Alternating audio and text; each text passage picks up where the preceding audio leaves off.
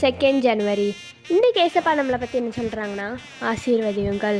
நான் உங்களுக்கு சொல்லுகிறேன், உங்கள் சத்துருக்களை சிநேகியுங்கள், உங்களை சபிக்கிறவர்களை ஆசீர்வதியுங்கள், உங்களை பகைக்கிறவர்களுக்கு நன்மை செய்யுங்கள்னு மத்தேயு 5:44 சொல்லப்பட்டிருக்கு.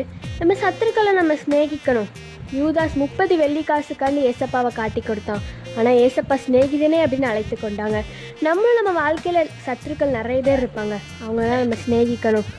நம்மளை சபிக்கிறவங்களை நம்ம ஆசீர்வதிக்கணும்.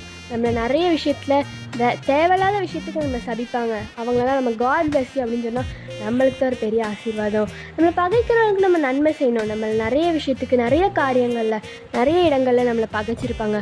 அவங்களுக்கெல்லாம் நம்ம நன்மை செய்யணும். நம்ம நன்மை செஞ்சால் நம்மளுக்கு தான் ஒரு பெரிய பிளெஸ்ஸிங்ஸ். அதனால் உங்கள் வாழ்க்கையில் நிறைய பேர் இந்த மாதிரி இருந்தாங்கன்னா நீங்கள் அவங்களுக்கு சொல்லுங்கள். நீங்கள் சொன்னீங்கன்னா உங்களுக்கு ஒரு ஆசீர்வாதம். ஏசப்பா அவங்க கூடவே தான் இருக்காங்க. நீங்கள் சொல்லுங்கள். இந்த நியூ இயரில் ஒரு ரெசல்யூஷன் எடுங்க. நான் மற்றவங்களை சிநேகிப்பேன், மற்றவங்களை ஆசீர்வதிப்பேன், மற்றவங்களுக்கு நன்மை செய்வேன். நீங்கள் ரெசல்யூஷன் எடுங்க. ஏசப்பா அவங்க கூட இருக்காங்க. By truth of mercy. Have a joyful day.